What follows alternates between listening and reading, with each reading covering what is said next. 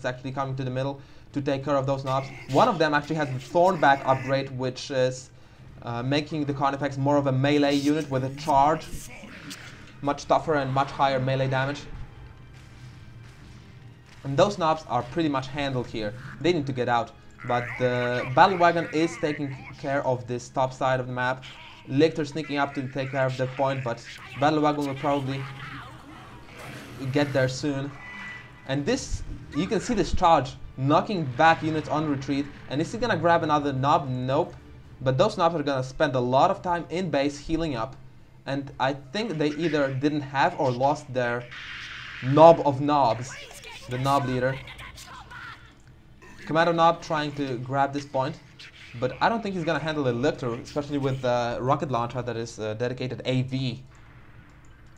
Battle Wagon coming back to support him. What an insane game we got here. Now 2 points for Rainbow Dash, so the little points that Qichoka has left are taken away. The Battle Wagon is gonna handle that Lictor pretty well. Oh, and he's rolling over him again, but he needs to be careful, or he's gonna roll over his own Commando Knob. No, actually, the Death Roller cannot kill heroes in one shot, but that was pretty good play. This is the hero Battle Wagon. This is the best Battle Wagon I have ever seen in my Dawn of War 2 career. And now the Swarm Lord coming out for Rainbow Dash, because, you know, if Lictor is not strong enough, then just build a bigger melee unit. Why not? It can't cap points, but it sure can kill knobs and stuff. Now one of the knobs getting flesh hooked and meleeed by this Lictor Alpha. And the units cannot actually melee when they are capping stuff, which is pretty interesting. But they can shoot when they're capping, so if you want to interrupt a capping unit, it's sometimes better to force melee on it rather than shoot at it and be shot at. This melee Carnifex is really paying off, as he can stop retreat and grab the kill right there. The triple Carnifex composition is actually quite effective. Who would have thought? Who would have thought? The Swarm Lord coming here, he can't cap, but he can protect this Lictor Alpha as he is capping. And those knobs are probably not gonna do much here. Qichoka is just gonna notice what's happening and retreat them in time, or is he? What is he doing? Those knobs are not doing anything. Now they are automatically attacking. Nothing going on here. The Commando Knob's still dead. Oh, they're just focus firing the Lictor Alpha because he knows that there are not many capping squads for Rainbow Dash, so it's a good idea, but the Lictor Alpha can always jump back.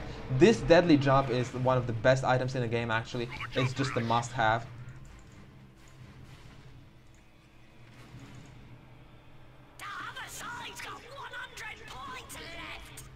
So Rainbow Dash is slowly taking control of this map with three Carnifexes protecting this point, and Ravener dropped probably from the... No, not from the recall, or is it from the recall? Not sure. Actually, it could have been just bought in a standard way. And it's a pretty good choice because this is another mobile squad that is able to cap things as those Carnifexes are zoning out the army. Oh, and the Tyranno formation is coming down. This is a thing with Tyranids. They just don't use too many red in the tier 1 and tier 2. So in the tier 3 they usually have saved up for at least one Tyranid formation, which is amazing at stopping cap and defending the victory points in such a critical moment of the game. Only 43 points left for Qichoka and only 92 for Rainbow Dash, with a single cap for Rainbow Dash, which is probably gonna turn into another cap here. Oh, the Battle Wagon getting trapped by those Carnifexes. Is it gonna go down? It tried to roll over the Ravener Brood, but you can see it did not work this time because it does have a percentage chance for instantly killing units.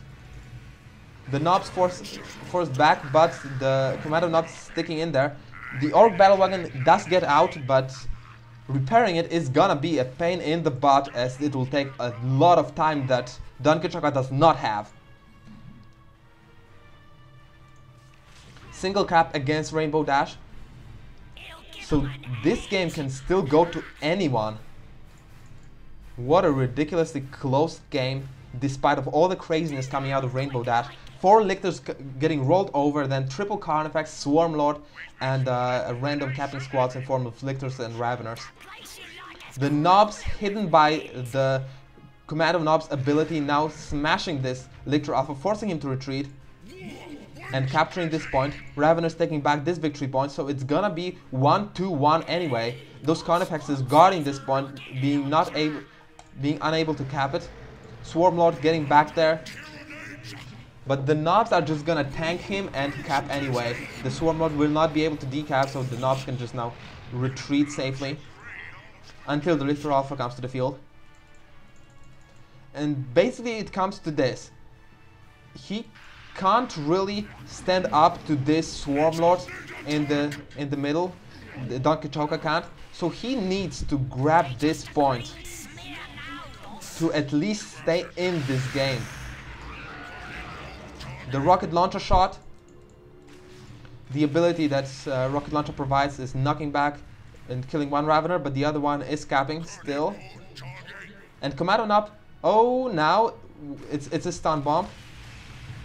And he's trying to bring down this Carnifex. Maybe he will be successful. The Battle Wagon repaired a little bit. Oh, sniping that Ravener, so Rainbow Dash cannot cap anymore. This is the only capping unit again. The Swarm Lord overextending himself a little bit, but he can't do that because he is a boss in melee. The Carnifex is being effectively kited and smashed by the Commando Knob and the Battle Wagon. Going down, it's the second Carnifex that went down. Only the melee one still lives.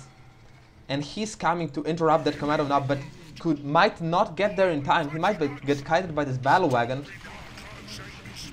And this could be... Oh, the Tyranno formation number 2. It's gonna smash all those... Oh no! The squads are getting back in time, but the Battle Wagon goes down, and those Orc units are feeling naked right now. They're getting massively smashed by that Carnifex, killing 6 or 7 models with one swing of his claws, and there you go. Rainbow Dash has held on, Commandos not being able to decap this in time. The middle contested VP was taken care of by the Swarm Lord Lictor Alpha duo, and those Carnifexes, even though they got owned, they did not get owned fast enough. This was an absolutely crazy game with those 4 Lictors dominating the mid and late game until Battle Wagon rolled over them in one death roller. And then the game still went to Rainbow Dash because he was playing like a boss with those Carnifexes, with those Swarm Lords. This is a very powerful tier 3 Tyranid army. As ridiculous and out of the box as this game was, let's think about some things that Qichoka could have done to win this game, and Rainbow Dash could have done to win this game in even more dominating fashion. Well, first of all, in the early game where the Lictor Alpha was sneaking up on those shooters and sluggers, Qichoka could have just gotten one knob and win more engagement in the early game. And in the late game, this Swarm Lord has done an amazing job of forcing off those knobs and forcing off that Commando and holding this middle VP. I think if Qichoka could have gotten himself a Tank Buster squad, it is only 300 rec points, he could afford it, and they would slowly snipe from the distance at that Swarm Lord until they would have gotten him dead eventually, or they would have forced him to heal up at the base. Those super units of Tyranids are not healing as fast as other super units because they can't be repaired. So the Tank Buster squad would be a cheap and cost-efficient solution to that Swarm Lord. Also, they would be able to bombard the Lictor Alpha and knock him back from capturing this victory point, so they would be a great unit for holding this VP. There were a couple of instances where Rainbow Dash was just camping here in the middle, and he could have used his Lictors before they were rolled over, all 4, to actually harass those points and decap and capture those 2 points. The Lictors are extremely mobile, especially with their jump and stealth. They could even jump over that ledge and back again, so they would be safe from any ambush while capturing those points. And Qichoka as well, when his Battle Wagon was alive and the Lictors were rolled over, he had some opportunities to capture the Tyranid points before the Carnifexes dominated the field. But he got focused on the victory point and a little bit forgot about the economy. The Tyranids pretty much controlled the entire contested wreck farms without any opposition from Don Qichoka, who just could not stand up to those Lictors and Carnifexes. If he had a better economy, I believe he would have found a better counter to this composition. I think that the tank busters here would have done a pretty good job.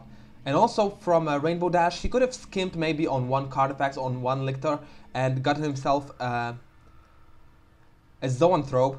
He is a great unit for holding this middle contested VP, because he deals no friendly fire damage, so he would be able to snipe at those knobs from the distance and retreat anytime the knobs got close to him, and he would be great at controlling the victory point. But the Swarmlord did his job because there were no tank busters here, so all in all, a great play from Rainbow Dash and great play from Don Qichoka.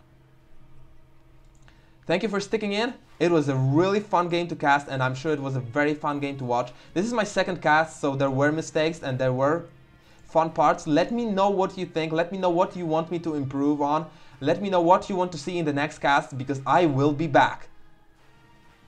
So, Joyful Spirit here. I'll see you next time.